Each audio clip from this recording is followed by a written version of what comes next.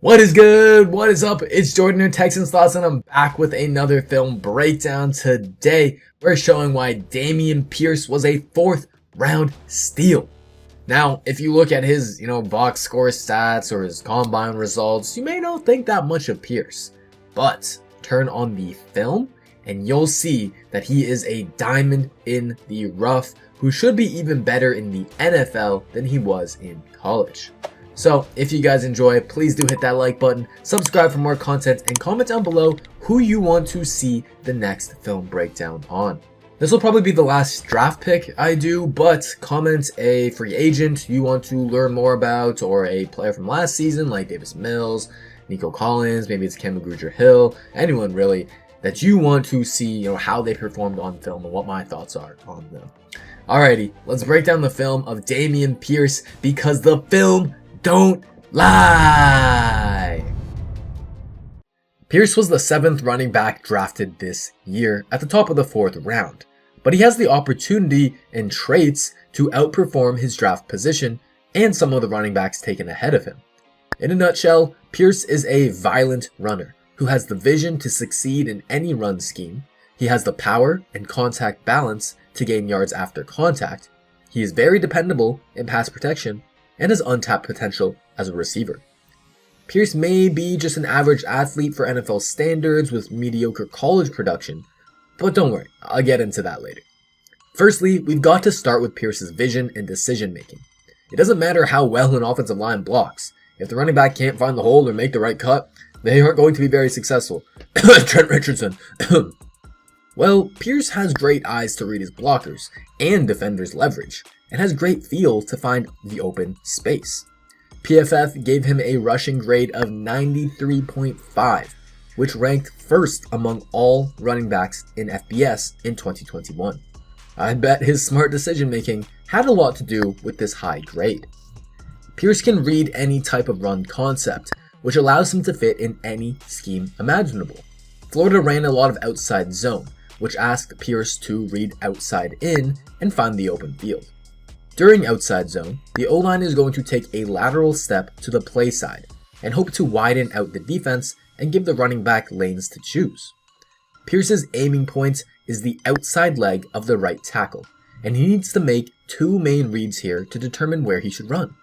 Number 1 is the play side defensive end, and a simple way to think about it is, if the D-end goes to the outside of the tackle's shoulder, Pierce goes to the inside of the tackle's shoulder. And if the D-end goes inside, Pierce goes outside. Essentially, whichever way the defensive end chooses, Pierce runs to the other gap, utilizing the tackle as a shield. After the first read of the defensive end, the second read is the play side defensive tackle. The same rules apply here. If the defensive tackle goes outside, Pierce goes inside. And if the defensive tackle goes inside, Pierce goes outside. So now that we know how this is supposed to be read by the running back, we can see that Pierce executed this perfectly. He sees the defensive end go outside of the tackle to set the edge. Then his eyes go to the defensive tackle, who also gets outside leverage. So Pierce needs to cut it back inside. He gets low, plants his outside leg, and swivels his hips to point them straight towards the end zone rather than at his initial angle where his aiming point was the right tackle. This quick decision making and smooth cutting is effective on zone runs, but also gap/power runs, which the Texans have been transitioning to under Pep Hamilton. A major difference between zone and power is how power utilizes a pulling offensive lineman as a lead blocker for the running back to follow. Pierce's aiming point on these runs is the inside hip of the puller, and he needs to either go outside or inside of his puller, depending on how the defender takes on the block. Here's one of the simplest reads Pierce has made, following his left guard here. He presses outside, and the linebacker way overcommits to the outside, leaving plenty of grass inside for Pierce to cut towards. But it won't always be that simple for Pierce, especially not in the NFL. Thankfully, Pierce can make multiple reads on one play, and here versus Tennessee, he shows his anticipation and quick mental processing to beat 2 defenders. This time, he follows his pulling right guard, and the first read is the defensive end, who attacks the inside shoulder of the right guard, meaning Pierce should run behind the outside shoulder of the right guard. But Pierce isn't done yet. He needs to make another read on this linebacker because the left tackle just isn't able to sustain the block. Even with two big bodies blocking his view and right in his face, Pierce can see that the linebacker beats his left tackle to the outside, and theoretically, Tennessee has Pierce trapped here, with every gap accounted for. But because Pierce anticipates this linebacker winning outside, he preemptively gets low, gets skinny, and slips in between two tackle attempts. It's a thing of beauty watching Pierce run behind pullers, and I'm excited for him to run behind Kenyon Green, who I showed in a recent film breakdown excels at making these pulling blocks on power runs. Now, it's one thing to simply follow the puller and make a decision, but Pierce also shows the ability to manipulate defenders into choosing the wrong gap and thus getting blocked. Pierce plays Nakobe Dean like a fiddle here and makes life easier for his O-lineman by pressing the inside gap and getting close to his right tackle in Dean before cutting outside. If Pierce didn't have the patience to press this gap and instead just ran outside right away, Dean would have had a better angle to run around the right tackle and stuff Pierce for a minimal gain. But because Pierce slows down and makes Dean think that he could potentially cut this inside, Dean is forced to respect that threat and attacks the inside shoulder of the right tackle. This allows the right tackle to slow down, square up, and wall off Dean from where Florida really wanted to go with this run all along. Pierce's vision allows him to gain the yards that are blocked for him by the O-line, but he also adds his own yards after contact exceptionally well. Listed at 5'10", Pierce's low center of gravity helps him break tackles, and his contact balance is arguably the best in the class. Per PFF, on his 100 total carries in 2021, Pierce broke a ridiculous 39 tackles. Furthermore, of the running backs drafted, Pierce led the 2022 class in a positive run percentage per Sports Info Solutions. This advanced stat tells us that 58% of Pierce's runs resulted in a positive expected points added, or EPA.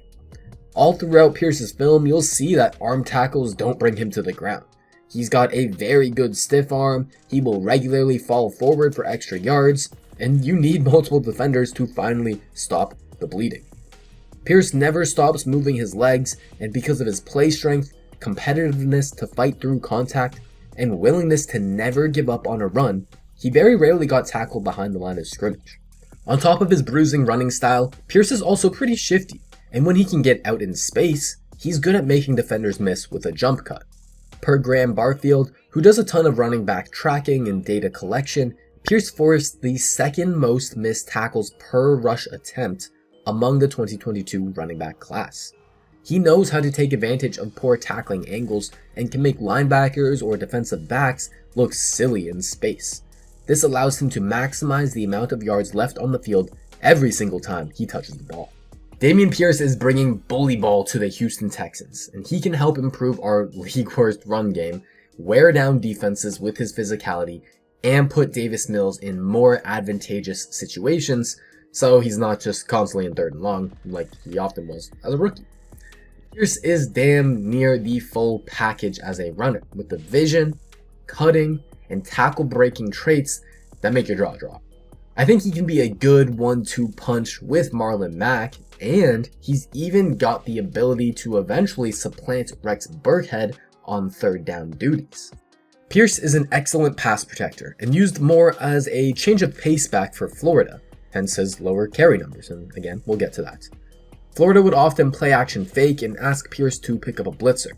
He was very good at locating the free rusher and stalls Nakobe Dean here for just long enough for Kyle Trask to make the throw. This will be huge for the Texans, who allowed the 11th most sacks in the NFL per StatMuse, had the 5th worst pass blocking win rate per ESPN, and were ranked the 4th worst O-line in the NFL per PFF. That needs to get better, and will take time to overhaul the O-line, but running backs help out in pass protection too, and Pierce will be a big asset in that regard.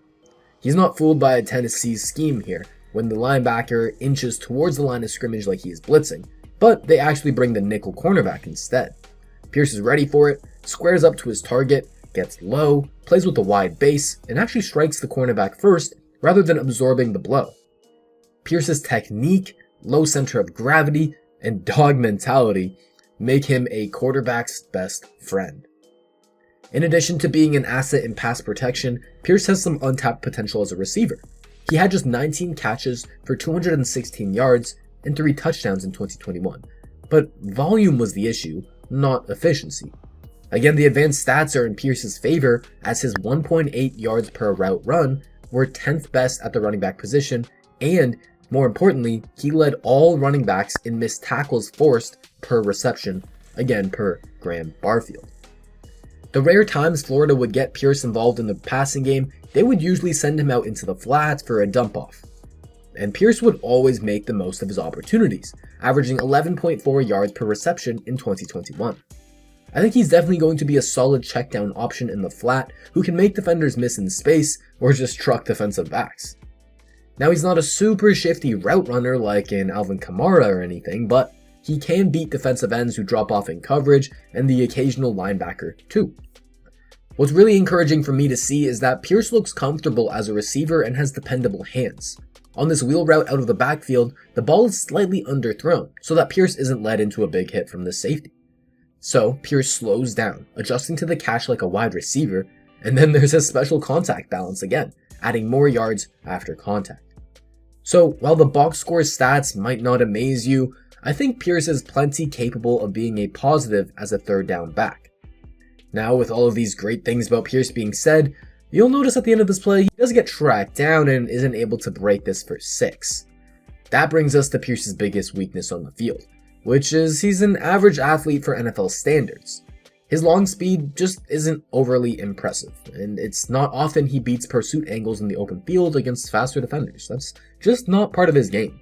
I mean, looking at Pierce's combine results, he ran just a 4.59 40-yard dash, and that does translate to the field, but not exactly in the way you want it to.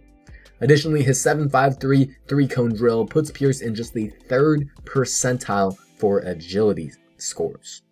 What this means is that if his run blocking is a disaster, well, Pierce just isn't going to make numerous defenders miss in a phone booth. When he has space in the open field, he can make a single defender miss. We've seen that on his film. But when his O-line loses their blocks at the first level and there is instant penetration, well, there's not much Pierce can do about that. Don't get me wrong, Pierce should help improve Houston's run game, but they'll also need to improve their league worst run block win rate, per ESPN.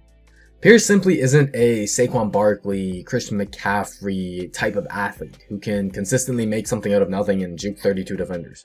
But that's okay, because Pierce is more of a bruiser, and his athletic testing falls more in line with other successful running backs like Kareem Hunt and Javonte Williams, who are doing pretty just damn fine.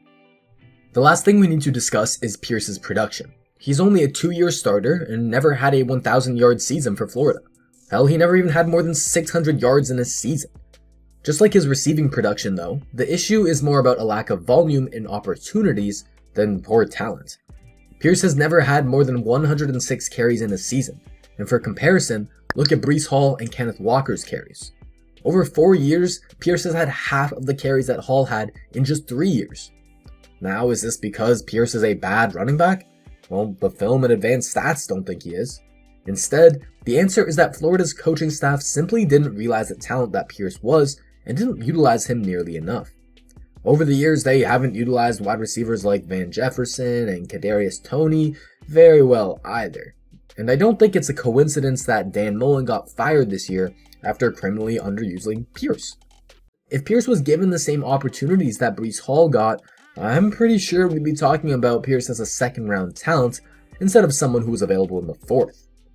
But with all that being said, I'm actually kind of glad Pierce's carries worked out this way because the Texans were able to steal this diamond in the rough 2 rounds later, and most importantly, these fewer carries means Pierce has less tread on his tires and should be more durable going forward. Nowadays, we're seeing that running backs are more replaceable than ever and have a shorter shelf life in the NFL than any other position. Even take a look at some of the game's stars like Derrick Henry, Christian McCaffrey, and Saquon Barkley. Each of them had 600 plus carries in college, which put a toll on their bodies. It doesn't matter how talented you are, the human body can't survive these hits forever, and we're seeing these star running backs miss more and more games. At the end of the day, availability really is the best ability, and Pierce brings just that. I think we can recognize his flaws, push back on them a little bit, and see that he's a very well-rounded running back who, if given the proper opportunities, to, be a lead back one day, he can really excel as a starter in the NFL and will be a steal of a 4th round draft pick. Alright, that's going to do it for the video. If you guys enjoyed, please do hit that like button, subscribe for more content, and comment down below your thoughts on Dameon Pierce. Take care, everyone. Come back for more, and remember, the film don't lie.